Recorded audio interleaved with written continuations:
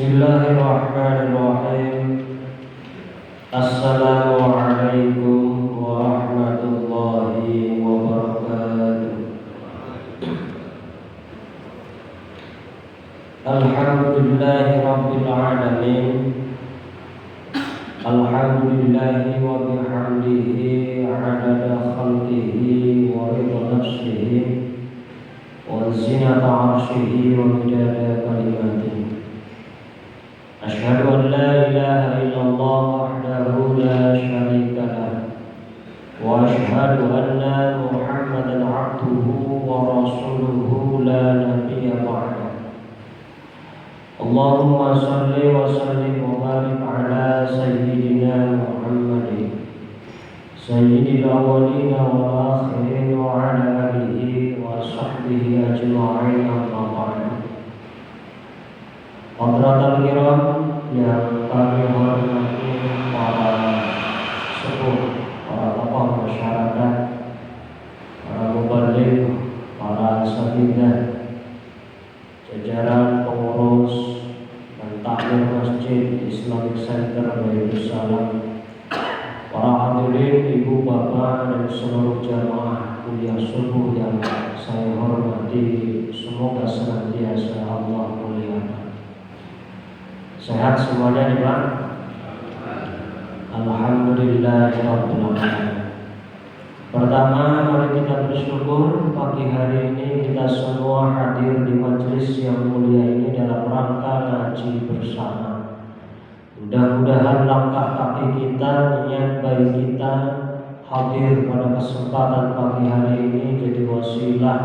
Semoga Allah senantiasa melimpahkan taufik dan hidayahnya kepada kita. Jadi wasilah, semoga Allah mengaruniakan kepada kita keturunan yang saleh dan salehah. Jadi wasilah, semoga Allah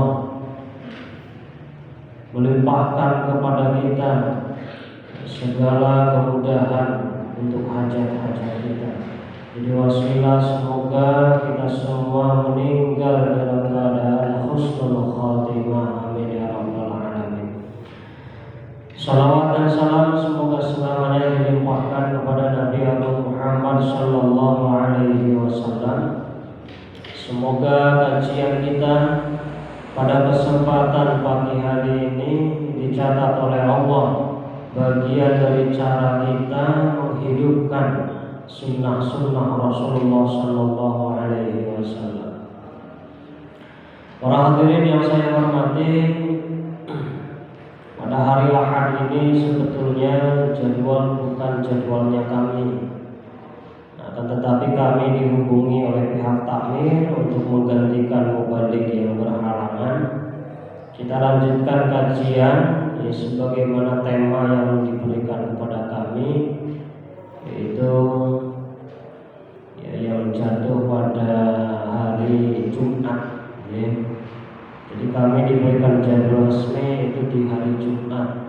Sekali lagi karena hari Ahad ini mubalighnya berhalangan, maka kami diminta untuk menggantikan beliau. Kita lanjutkan kajian tema kita, yaitu tentang rukun iman. Yang sudah kita bahas adalah iman kepada Allah, kepada malaikat, kepada Rasul, kepada kitab-kitab. Yaitu yang selanjutnya beriman terhadap hari akhir dan qada dan qadar. Hadis ini hadis yang kedua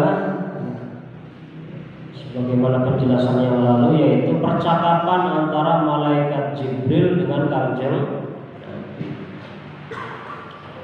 Jadi malaikat Jibril itu datang kepada Nabi menyerupai sebagai manusia yang sempurna. Jadi malaikat Jibril datang kepada Nabi menyerupai sebagai manusia yang sempurna. Tujuannya apa? Yaitu bertanya kepada Nabi tentang perkara Islam, perkara iman, perkara ihsan, tanda-tanda kiamat. Bertanya kepada Nabi, disaksikan oleh para sahabat Kanjeng Nabi. Tujuan akhirnya malaikat Jibril itu ngajari sahabatnya Kanjeng Nabi.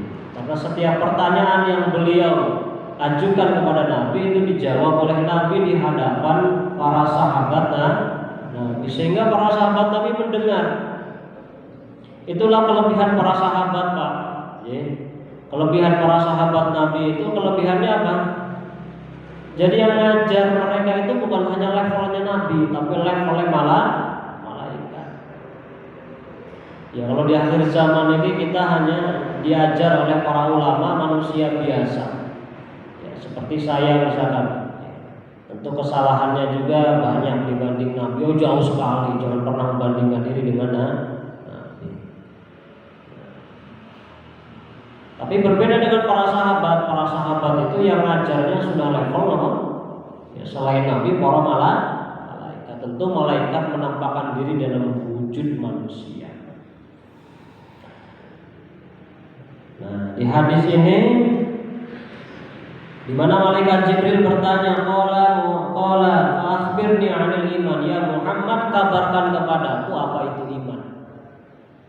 Wahai Muhammad, kabarkan kepadaku apa itu iman. Kata Nabi, iman itu antu'mina billah, engkau beriman kepada Allah, engkau beriman wa malaikatihi, beriman kepada para malaikat. Wa kutubihi, beriman kepada kitab-kitab, wa rusulihi, beriman kepada para rasul. Itu sudah kita bahas, ya. Nah, selanjutnya wal yaumil akhir wa tu'mina bil qadari khairihi wa syarrihi. Iman itu adalah engkau beriman kepada yaumil akhir, kepada hari akhir. Itu juga sudah kita bahas sebagian. Ya. Beriman kepada hari akhir, ini sedikit review saja, pengulangan. Beriman kepada hari akhir maknanya tasdiqun bil qalbi, membenarkan di dalam hati. Jadi iman itu apa?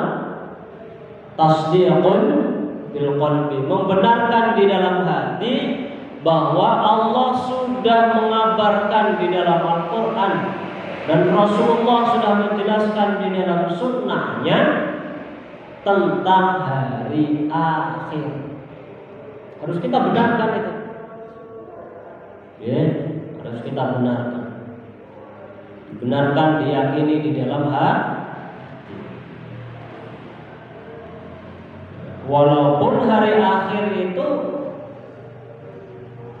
tidak semuanya mengalami, tidak semua mengalami kejadian hari kiamat. Ya, dalam Al-Quran itu kan, ya, mayoritasnya di surat-surat juz amma terakhir. Ya, itu banyak menceritakan hari akhir, al-zalzalah, al-qari'ah dan lain-lain. Gunung-gunung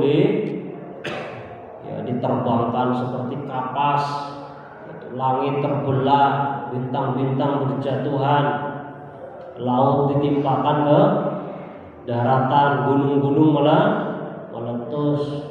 Seorang ibu lupa terhadap anaknya, seorang anak lupa terhadap ibunya, seorang suami lupa terhadap istrinya, seorang istri lupa sama suaminya karena mikiri urusan sendiri-sendiri. Tapi insya Allah hari kiamat itu tidak akan disaksikan oleh orang-orang yang beriman.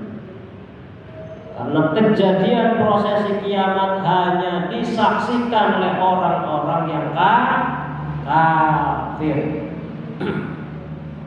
Itu. Maka kita bersyukur sebagai orang beriman, sebagai seorang muslim diberi rezeki sebagai muslim. Itu rezeki tersendiri sebagai mukmin, itu harus bersyukur kita. Nah, yang akan kami bahas adalah bahwa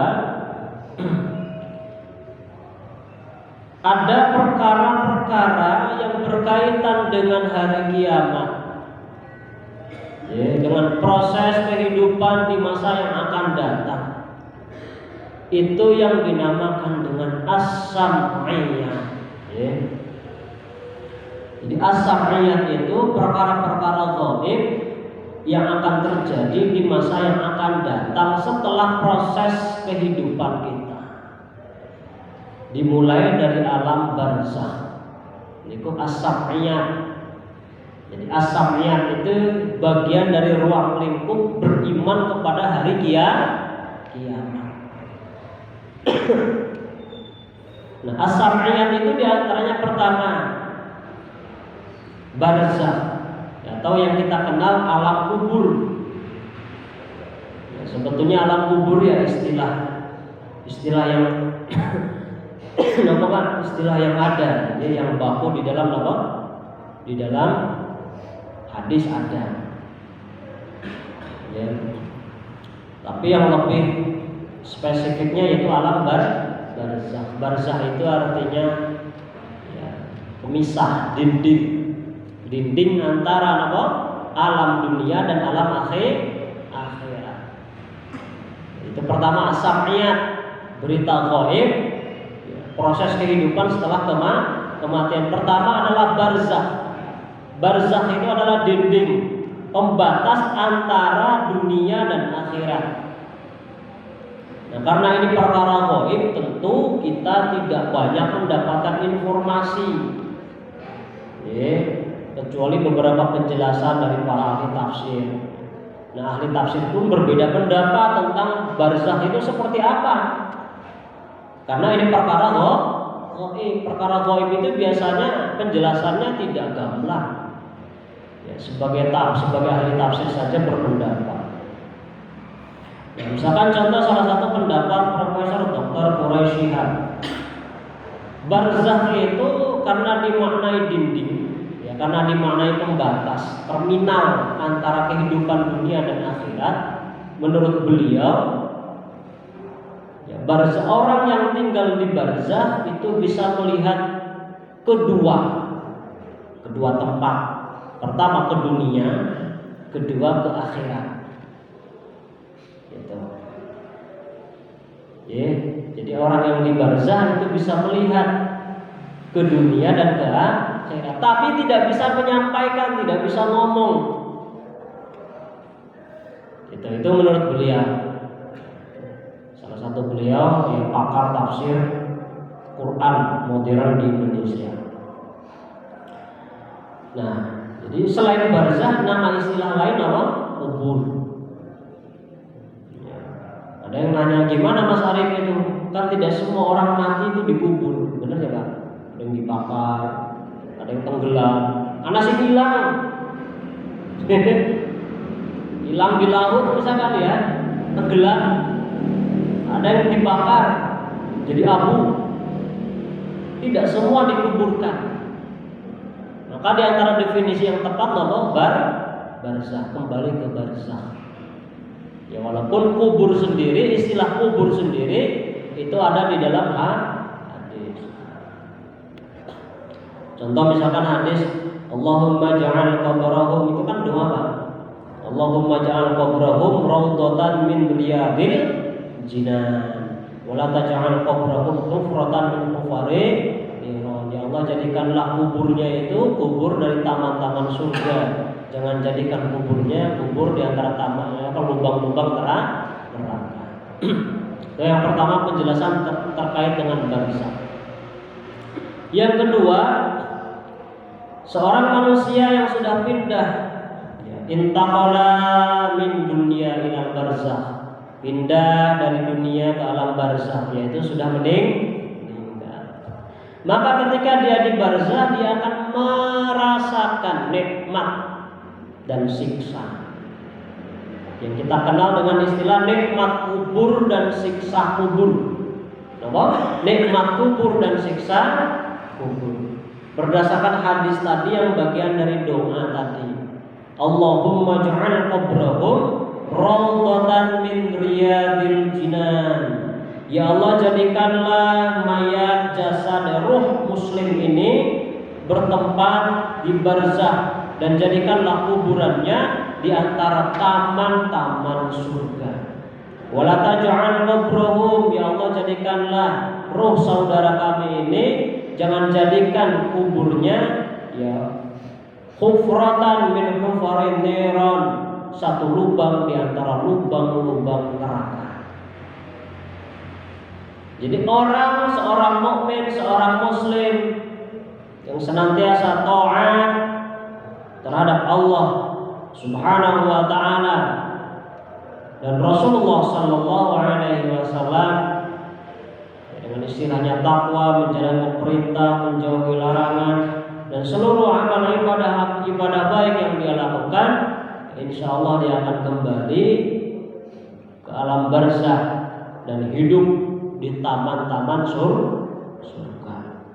Kebalikannya, orang yang senantiasa bermaksiat, orang-orang kafir, ketika dikembalikan dia akan kembali tempatnya namanya hufratan min hufari niran. Tempatnya itu salah satu lubang di antara lubang-lubang neraka. Jadi tempat tinggal kaum mukminin di barzah itu taman surga. Menurut doa tadi, bukan menurut saya. Ya, menurut doa tadi. Itu. Ya, namanya taman ya indah insyaallah. Ya. Panjenengan nggak usah jauh-jauh lah. Ya. Lihat istana presiden. Ya. Istana presiden itu kan banyak. Ya, ada di Jakarta, ada di Cipanas, di Jogja. Ya, alhamdulillah saya semuanya sudah pernah. Ya, kecuali ke Jakarta. Yang ke Cipanas sudah, yang ke Jogja juga sudah. Lihat saja istana presiden yang megah seperti itu. Di depannya ada taman. Sebelum masuk istananya saja tamannya sudah indah. Apa maning banjing istananya Pak? Logikanya kurang lebih seperti itu. Walaupun surga itu tidak bisa dilogikakan oleh kita, karena surga dan neraka dan segala sesuatu yang ada di dalamnya itu tidak pernah terbesit oleh pikiran manusia. Itu nggak pernah. Itu ya, jadi iman terhadap syariat pertama nama meyakini tasdiqun bil qalbi, meyakini di dalam hati bahwa Allah telah menjelaskan di dalam Quran dan Rasulullah telah mengabarkan lewat sunnahnya bernama kubur, bernama barzah. Itu harus kita ingat. Itu keyakinan sebagai seorang muslim. Termasuk ini keyakinan Yahudi dan Nasrani. Maka kenapa Yahudi dan Nasrani dinamakan ahlu kitab? Kafir, tapi kafir ahli kitab, bukan kafir musyrikin. Walaupun Yahudi dan Nasrani dalam praktek ibadahnya tercemar kemusyrikan, tapi pada hakikatnya bukan agama musyrik. Karena apa? Karena mengimani adanya alam kubur sampai prosesnya kiamat. Maka halal sesembelihan mereka. Kenapa halal sesembelihan mereka? Karena pada hakikatnya mereka itu agama samawi. Secara fikih halal Pak. Ya, kalau ada orang Yahudi, Nasrani dan seluruh sektenya.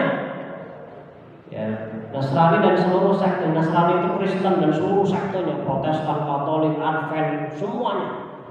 Ketika menyembelih satu sesembelihan itu halal bagi kaum muslimin selama hewannya halal. Kenapa? Penghargaan Islam terhadap inti agama mereka, percaya terhadap Nabi, percaya terhadap malaikat, percaya terhadap hari kiamat. Itu secara fikih halal. Ya. Nah, berbeda dengan agama-agama non samawi misalkan, ya pangapunten. Keyakinan Hindu, Buddha, Konghucu yang berkeyakinan apa? Reinkarnasi. Ya kita hargai pendapat mereka, keyakinan mereka. Tapi kami di sini hanya ingin menjelaskan akidah kaum muslimin bahwa reinkarnasi itu bukan bagian dari akidah kita. Reinkarnasi itu proses terlahirnya kembali. Itu proses terlahirnya kembali. Jadi kalau kita meyakini apa adanya alam kubur. Karena adanya alam kubur, alam barzah, kita meyakini juga sebagaimana dijelaskan di dalam hadis dan Quran tentang nikmat kubur dan siksa kubur. Bahkan dalam riwayat dijelaskan orang-orang beriman itu ketika di akhirat, ketika di alam barzah, modelnya beda-beda. Para syuhada dalam beberapa riwayat itu menempati derajat yang tinggi. Ruhnya itu ditempatkan dia apa? Dalam bentuk apa? Burung hijau. Jadi bisa terbang ke sana kemari. Tapi kalau orang-orang beriman biasa, bukan syuhada, itu masih burung juga, burung hijau, tapi tidak bisa keluar. Itu beberapa riwayat. Memang tentang syafiat ini, ya karena perkara gaib sekali lagi, ya, para ulama banyak menyimpulkan dari berbagai macam atau sumber Quran dan Sunnah. Ini juga termasuk riwayat-riwayat. Ya. Tuh. Nah, maka kita berharap apa, Pak? Ya, kita berharap di barzakh nanti masuk termasuk kategori orang yang menghuni taman-taman surga. Tentu kita tidak berharap jadi penghuni taman apa lubang-lubang neraka. Bisa jadi mikir ya. Jangan berharap ke situ. Ya, karena kita berharapnya itu masuk taman-taman surga, mari kita senantiasa menjadi seorang mukmin, seorang muslim, ya, yang selalu menjalankan ketaatan terhadap Allah Subhanahu wa Ta'ala. Itu yang pertama. Jadi as-sam'iyat yang pertama percaya terhadap alam kubur. Yang kedua, ya, di alam kubur, nikmat kubur, siksa kubur. Selanjutnya yaitu prosesi kiamat, di mana akhir dari kehidupan dunia. Seluruh kehidupan dunia diakhiri dengan prosesi tandanya datangnya kiamat. Nah, hadirnya kiamat ini ditandai dengan tanda-tanda kecil dan tanda-tanda besar. Nanti akan kita kaji di sini. Ya, pada momen yang akan datang tentunya. Nah, di antara tanda-tanda hari kiamat itu diantaranya apa? Tanda-tanda kecilnya ya banyaknya maksiat, waktu terasa semakin singkat, yaitu tanda-tandanya. Tanda-tanda kecilnya seperti itu. Nah, di antara tanda-tanda besarnya apa tentang datangnya kiamat? Ya, di antaranya adalah ya, keluarnya Ya'juj dan Ma'juj. Jadi Ya'juj dan Ma'juj itu hidup pada zaman siapa? Pada zaman Zulkarnain. Ya, Zulkarnain itu wakilah dikisahkan ya, zaman ya, sekitar sebelum Nabi Musa. Ada yang mengatakan ya setelah Nabi Ibrahim, sebelum Nabi Musa. Berarti lama, Pak. Nah, di dalam Quran kan ada ya, dalam surat Al-Kahfi kisah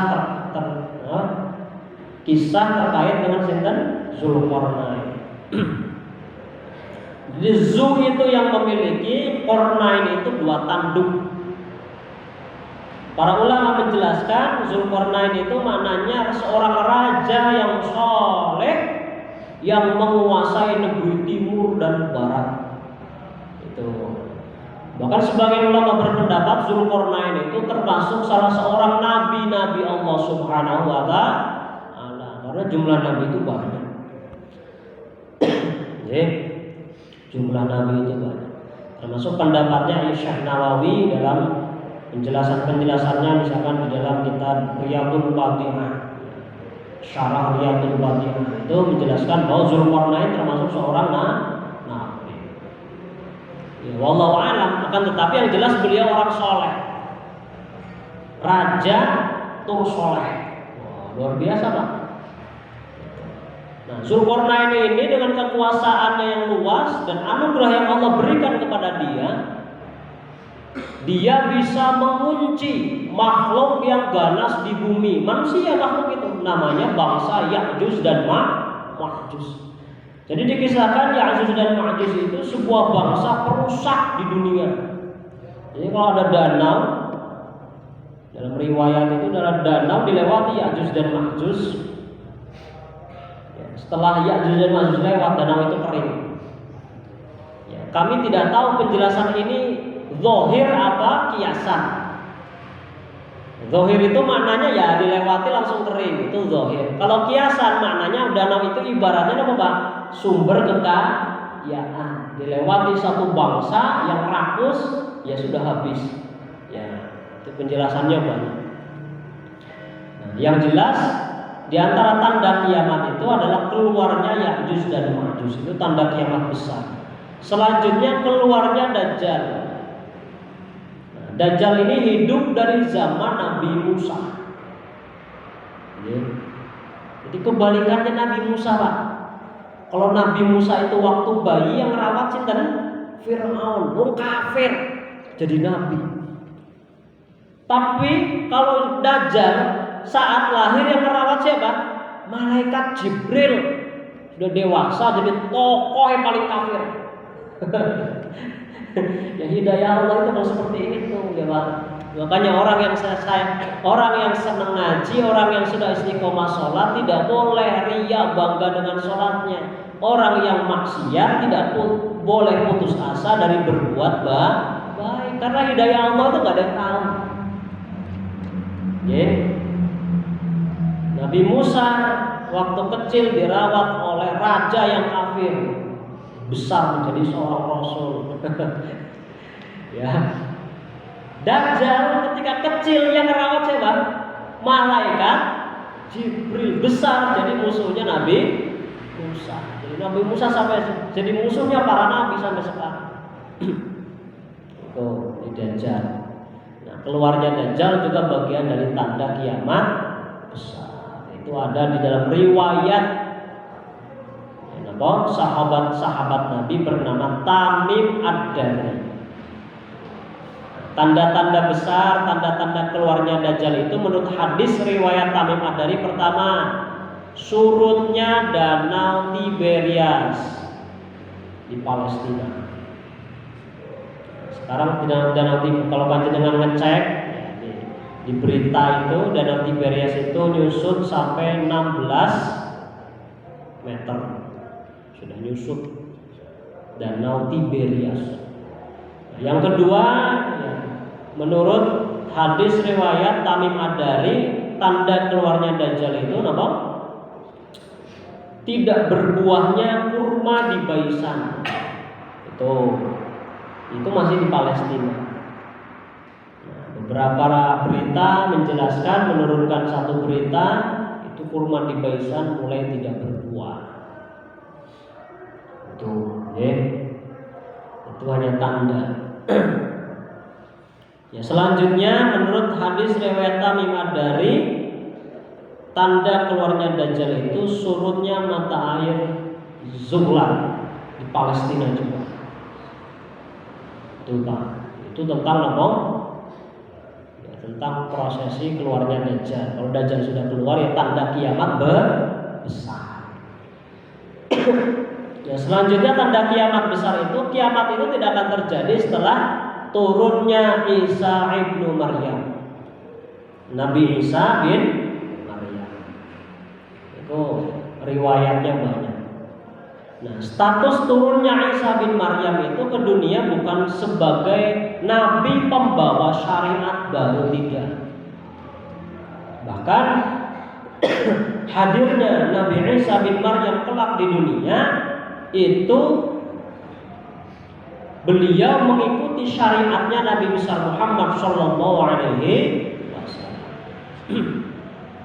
Di dalam beberapa riwayat ya ada buku, misalkan satu buku yang saya baca itu judulnya Huru Hara Akhir Zaman, ditulis oleh seorang mubaligh, ya seorang ulama ya, lulusan Al Azhar Kairo. Beliau mengumpulkan hadis-hadis tentang hadis fitnah akhir zaman. Di antaranya riwayat-riwayat yang menjelaskan ketika Isa bin Maryam turun ke dunia, beliau mengikuti syariatnya Nabi Muhammad SAW.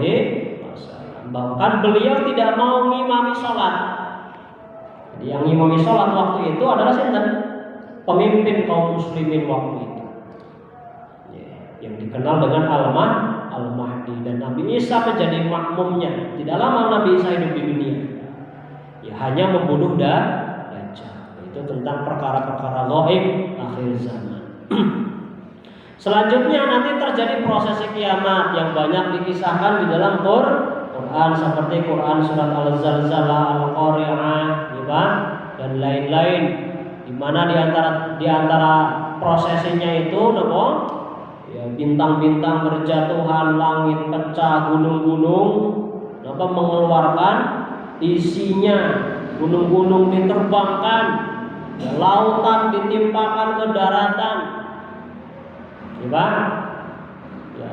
Waktu itulah manusia baru sadar, memikirkan nasibnya sendiri, memikirkan nasibnya nanti, apakah dia celaka, apakah selama seorang ibu lupa terhadap anaknya, bahkan yang masih di dalam kandungan, sehingga lahir begitu saja. Seorang suami lupa terhadap istrinya, seorang istri lupa terhadap suaminya. Semuanya berpikir tentang dirinya masing-masing. Setelah prosesi terjadinya kiamat, yang bagian dari keyakinan kita terhadap as-sam'iyat adalah mahsyar. Ya, digiringnya manusia, dibangkitkan kembali manusia dari kuburnya, lalu digiring ke satu padang namanya padang mahsyar. Itu as-sam'iyat juga. Jadi keyakinan kita. Ya. Nah, di mahsyar itu manusia dibangkitkan, ditampakkan sebagaimana amal perbuatannya. Ya, sebagaimana amal perbuatannya. Nah, ketika setelah mahsyar, keyakinan kita yang lain apa? As-sam'iyat setelah mahsyar adalah haud. Haud itu maknanya telaga Rasulullah. Masing-masing nabi di akhirat nanti, di mahsyar nanti punya telaga. Karena kondisi di mahsyar itu sangat panas sekali. Tidak bisa dibayangkan. Neng Tegal bae, neng wis panas ora karuan, Pak. Ora karuan. Panas, karena cuma berapa derajat sih, Pak? 30 paling ya, 35 lah. 40 kan enggak ada. 40 tahun dengan beramai-ramai kunci ya, enggak kuat. Itu yang sudah kondisi di Tegal saja kalau sudah panas 30 derajat, 35 derajat kita sudah ngapa? Apa maneh neng mahsyar, apalagi di mahsyar. Illa man rahimar rabbi, kecuali orang-orang yang dirahmati Gusti Allah. Maka mudah-mudahan kita termasuk orang-orang yang dirahmati Gusti Allah. Karena ngaji subuh ini misalnya. Gitu. Jadi orang-orang dikumpulkan di mahsyar. Disitulah ada nama haud, telaga Rasulullah. Orang-orang yang mendapatkan nikmat, orang-orang menjadi umatnya Nabi Muhammad karena senantiasa taat terhadap Allah, mengikuti sunnah Nabi, insya Allah berkesempatan minum dari telaganya Rasulullah. Gelasnya terbuat dari apa? Emas dan perak. Aja takonnya, bentuknya perimen Mas Arif. Apa kayak cacaban? Ya orang-orang. Ya, saya nggak tahu. Tapi itu menjadi keyakinan kita. Itu haud. Haud itu namanya apa? Telaga. Itu jadi sam'iyat, Pak. Bukan hal yang wah cerita tok dongeng, enggak, itu bagian dari sam'iyat. Perkara-perkara yang melingkupi prosesi terjadinya hari kiamat, hari akhir, dan harus kita yakini karena sudah dijelaskan oleh Rasulullah.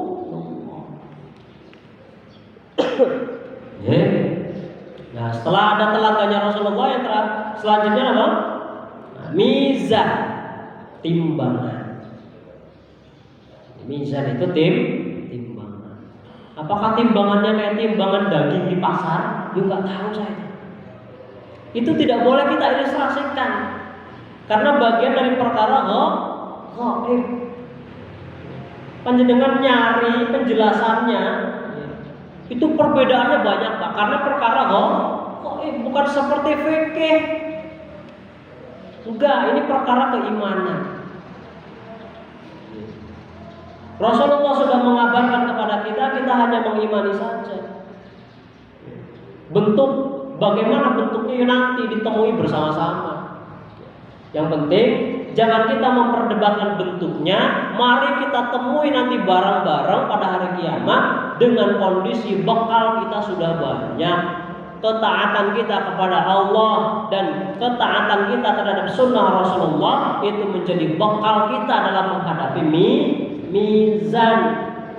Jangan diperdebatkan di dunia. Di dunia dipersiapkan dengan sebaik-baiknya, amal ibadahnya diperbanyak agar kita menghadapi mizan, menghadapi timbangan Gusti Allah Subhanahu wa taala dalam kondisi siap. Itu. Jadi jangan kayak orang-orang liberal, debat, apakah bentuk kayak mizan, apakah kayak timbangan daging di pasar, apakah kayak timbangan beras di toko kelontong, berdebat deh. Sholat ora, puasa ora, ngaji ora, sedekah ora, silaturahim ora, haji enggak. Memperdebatkan tentang perkara gaib, tapi dia lupa mempersiapkan diri untuk menghadapi itu semua.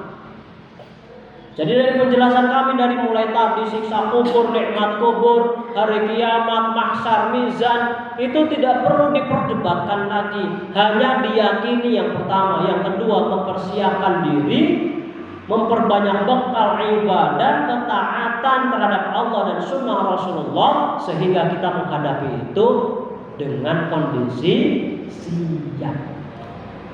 Itu saja. Selanjutnya setelah mizan, setelah timbangan, apa? Syafaat.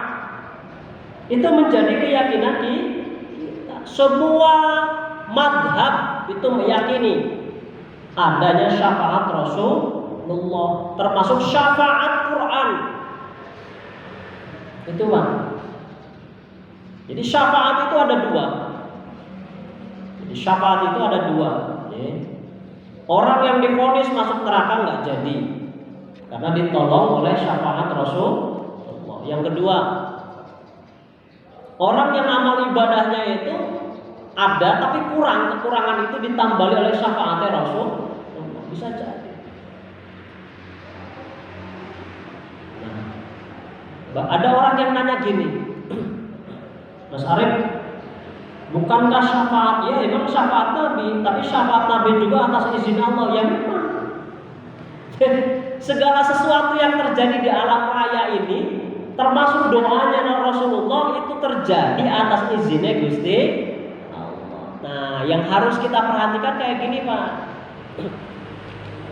Syafaat itu, syafaat Nabi diberikan kepada umatnya. Nah, jadi syafaat itu Nabi nolong umatnya, gitu. Secara penjelasan bebasnya seperti itu. Nabi menolong umatnya. Nanti di akhirat ada umatnya yang divonis masuk neraka, ada umatnya yang dalam ketika timbangan itu, timbangan amal ibadahnya kurang, ditolong oleh Kanjeng Nabi. Itu namanya syafaat Rasulullah.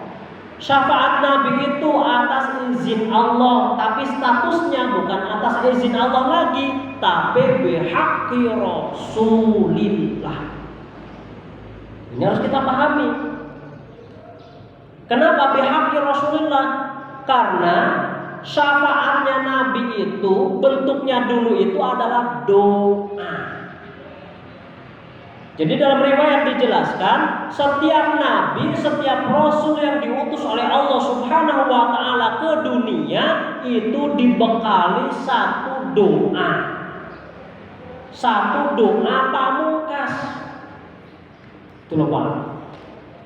Mayoritas nabi menggunakan itu di dunia untuk menurunkan, agar Allah menurunkan azab kepada kaum. Contoh Nabi Nuh.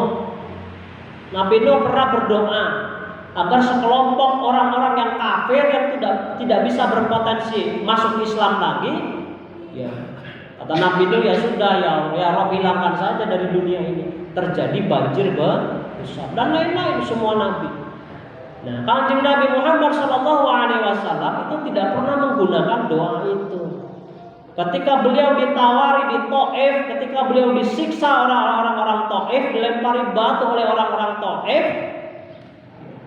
sampai kondisi lemah, sampai berdarah dan lain-lain, para malaikat datang, ya Rasulullah, assalamualaikum. Kami diperintah oleh Allah. Barangkali panjenengan mau berdoa sama Allah, syaratnya panjenengan harus berdoa dulu sama Allah agar gunung ini kita timpakan sama penduduk Taif. Kata Nabi Allah, jangan. Allahumma hdihim fa innahum qaumun la ya'lamun. Ya Allah, berikanlah hidayah kepada mereka, sesungguhnya mereka berlaku seperti itu kepada saya karena mereka belum tahu saja. Saya berdoa sama panjenengan, mudah-mudahan walaupun mereka kafir, tapi dari sulbi mereka, dari keturunan mereka kelak akan ada orang-orang yang beriman kepadamu. Terbukti Pak,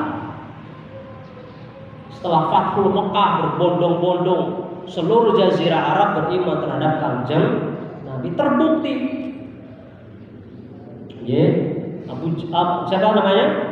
Walid bin Mughirah, musuh Nabi, mati dalam keadaan kafir. Terbukti doa Nabi tadi. Apa? Dari keturunan Walid bin Mughirah ada seorang sahabat Nabi yang soleh yang terkenal bernama Khalid bin Walid. Abu Jahal itu luar biasa, gedingnya karena Kanjeng Nabi. Abu Jahal mati. Dari keturunannya ada seorang sahabat Nabi yang soleh bernama Ikrimah. Jadi musuh-musuh Nabi meninggal, mati. Tapi dari keturunannya lahir orang-orang soleh yang beriman kepada Allah Subhanahu wa ta'ala. Nah, doa itu disimpan oleh Nabi. Doa itu tidak pernah digunakan oleh Nabi. Sudah diberikan oleh Allah di dunia, tapi kesempatannya tidak pernah digunakan oleh Nabi di dunia. Kesempatan itu akan digunakan di akhirat dalam bentuk syafaat. Maka Nabi memberikan syafaat kepada umatnya, biidznillahnya sudah kelewat. Tapi sudah levelnya bukan biidznillah lagi, tapi bihaqqi Rasulillah. Contoh, panjenengan diberi uang sama bapaknya nih, tak kasih uang 500 juta dari bapaknya. Nah, terus panjenengan bilang, ya alhamdulillah, tapi Pak, saya nggak menggunakan sekarang, nanti saja wes. Kalau sudah punya anak, punya istri, barangkali buat tabungannya nanti. Berarti suatu saat bapaknya panjenengan sudah meninggal, uang itu belum digunakan. Suatu saat panjenengan sudah punya istri, punya anak. Apakah menggunakan itu harus izin lagi sama bapaknya yang sudah meninggal? Ya enggak, karena sudah menjadi haknya panjenengan. Berarti menggunakan uang itu izinnya sudah kelewat. Tapi menggunakan uang itu di masa yang akan datang menjadi haknya panjenengan. Begitupun dengan syafaat. Syafaat itu doa yang Allah, kesempatan berdoa yang Allah berikan kepada Kanjeng Nabi di dunia, tapi tidak digunakan oleh Nabi, digunakannya di akhirat. Maka syafaat itu statusnya bihaqqi Rasulillah. Itu Pak. Soalnya banyak beberapa kelompok kaum muslimin yang mengatakan itu tadi. Ya, syafaat itu kan tetap izinnya Allah. Ya memang izinnya Allah, jadi syafaat bukan izinnya Allah. Tapi statusnya levelnya sudah naik. Bihaqqi Rasul, haknya Rasulullah. Karena itu adalah kesempatan berdoa yang Allah berikan kepada Nabi waktu di dunia, tapi nggak digunakan oleh Nabi. Buat menghabisi lawan-lawan musuh-musuhnya nggak pernah digunakan. Itulah kecintaannya Nabi terhadap manusia. Sejen kayak kita. Kalau kita dikasih kesempatan berdoa kayak gitu sama Allah, ya sudah. Baru diangkat 2 hari dia jadi Rasul. Ya Allah, semuanya harus umat ke hancurkan baik. Makanya kita nggak jadi Nabi kan. Itulah bedanya kita. Makanya kita tidak jadi Nabi. Itu tentang syafaat. Syafaat itu menjadi keyakinan kita. Bagaimana caranya agar kita memperoleh syafaat? Ya taat sama Gusti Allah. Ada sandinya, ada kodenya. Taat terhadap sunnah Rasulullah. Memperbanyak bacaan sholawat. Orang tahu sholat, orang tahu puasa, enggak pernah mengamalkan sunnah, enggak pernah baca sholawat, mati berharap syafaat. itu namanya mati, bermimpi di siang bolong. Jadi malaikat mimpi kayak gitu. Jadi tetap ada aturannya memperoleh syarat. Itu syaratnya apa? Taat terhadap Allah Subhanahu wa taala.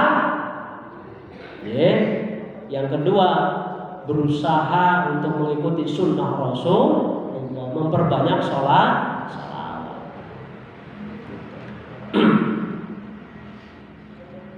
Karena Nabi juga yang milih-milih Pak. Sendiri syafaat ya Nabi lebih tahu, Allah lebih tahu.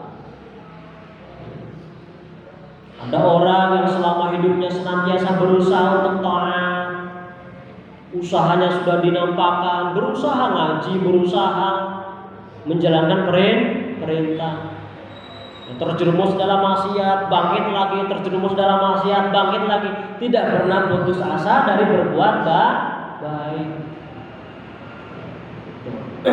Ada usaha. Nah, setelah tadi syafa'iyat itu apa? Dalam bentuk syafaat. Nah, nanti ada sirat. Sirat. Sirat itu jembatan menuju surga. Dalam beberapa riwayat di bawahnya neraka. Ada riwayat lagi, saya tidak tahu sahih apa enggak. Tapi yang jelas riwayat ini banyak.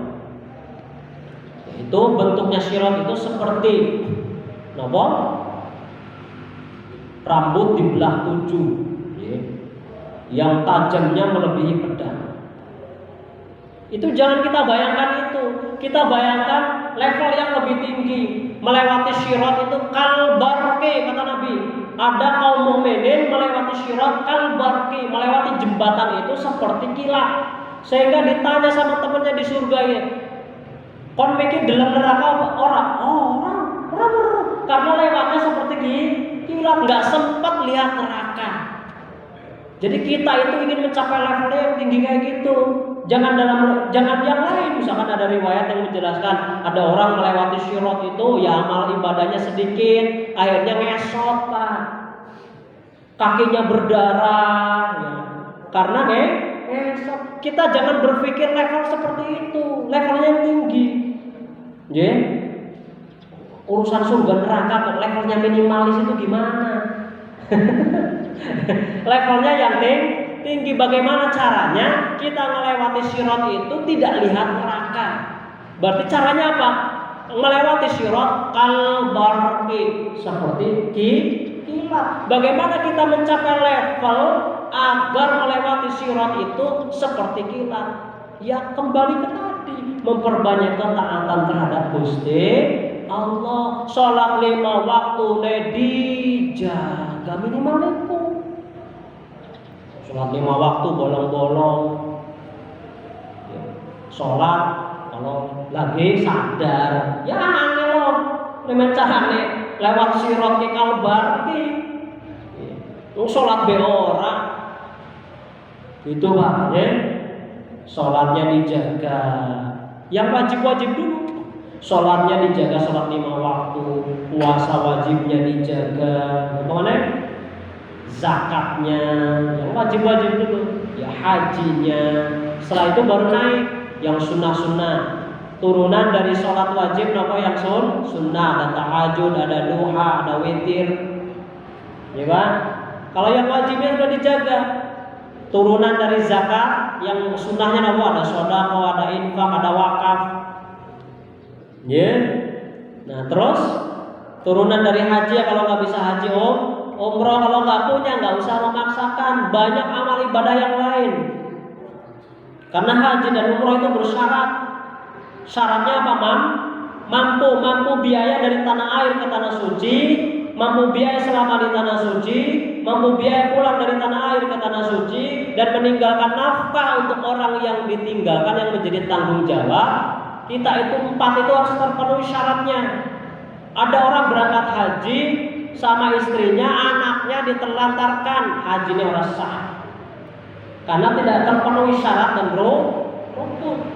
Kalau haji yang tidak bisa silaturahim, meningkatkan silaturahim, berbuat baik dengan tetangga, sedekah, majelis ilmu, senyum dengan temannya, mohon maaf dan lain-lain. Itu juga bagian dari ibadah yang tinggi nilainya di hadapan Allah Subhanahu wa taala. Termasuk ngaji. Dalam hadis ini ngaji juga dijelaskan, nanti ada hadis juga. Wa man salaka tariqan yaltamisu fihi ilman sahalallahu lahu tariqan ilal jannah. Orang yang melangkahkan kaki ke majelis ilmu, kata Kanjeng Nabi, sahalallah, jalannya, langkahnya kelak akan dimudahkan menuju surga.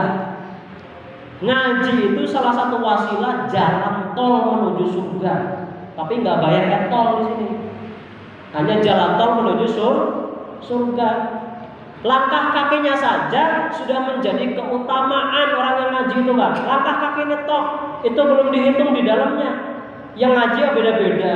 Ada yang ngaji ditanya, "Kenapa ngaji, Pak?" Ya, daripada di rumah dimarahin istri, mending ngaji, Mas. Ada yang ngaji sambil ngantuk, ada yang ngaji sambil mikirin yang lain. Itu urusan nanti, tapi datang dulu ke majelis ilmu. Hadirnya kita semua di majelis ilmu itu sudah mendapat keutamaan tersendiri. Apalagi ngajinya kalau serius kitabnya digawa, misalkan Pak hadis arba'in, panjenengan nyimak, disyarahi, wah kita hebat maning kita ya. Gitu. Tapi hadirnya kita semua di majelis ilmu, menyempatkan waktu kita di majelis ilmu, itu sudah merupakan fadilah, keutamaan tersendiri. Ini ibadah juga. Itu. Setelah sirat apa? Surga dan neraka. Jadi setelah sirat itu keyakinan sam'iyah tadi apa? Surga dan neraka. Kenikmatan di surga dan kesengsaraan di neraka.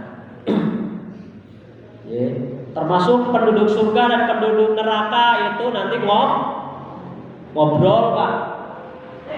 Jadi penduduk surga dan penduduk neraka itu ngobrol, diabadikan di dalam Al-Quran. Itu gimana Mas Arif ngobrolnya? Ya orang perlu, ya takutnya, ya. Kita hanya meyakini saja. Kalau mau tahu ya nanti kita masuk surga duluan, jangan masuk neraka. Ya biar enak ngobrolnya. Diabadikan di dalam Al-Quran apa? A'udzubillahi minasyaitonir rajim. Ma salakakum fi saqar.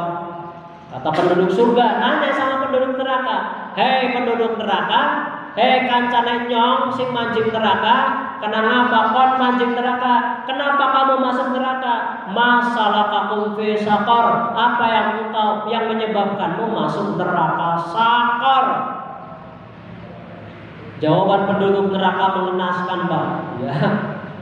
Sambil meratapi nasibnya, kata penduduk neraka saqar, qalu lam naku minal musallin. Kami masuk neraka saqar dulu waktu di dunia tidak pernah sholat. Jadi diabadikan di dalam Al-Quran. Itu juga harus kita yakini bahwa kejadian itu kelak ada. Karena sudah diberitakan di dalam Al-Quran. Tugas kita adalah tasdiqun bil qalbi, meyakini di dalam hati bahwa perkara-perkara tadi yang sudah kita kaji bersama itu akan terjadi. Yang kedua, tidak usah diperdebatkan. Apa yang harus kita lakukan? Mempersiapkan diri agar hadir di tempat-tempat tadi kelak dalam kondisi siap, sehingga kita memperoleh rahmat Gusti Allah. Para hadirin yang saya hormati, itu saja yang bisa kami sampaikan. Terima kasih atas segala perhatiannya. Kurang lebihnya mohon maaf. Subhanakallahumma wa bihamdika asyhadu an la ilaha illa anta astaghfiruka wa atubu ilaik. Walhamdulillahi rabbil alamin. Wassalamu alaikum warahmatullahi wabarakatuh.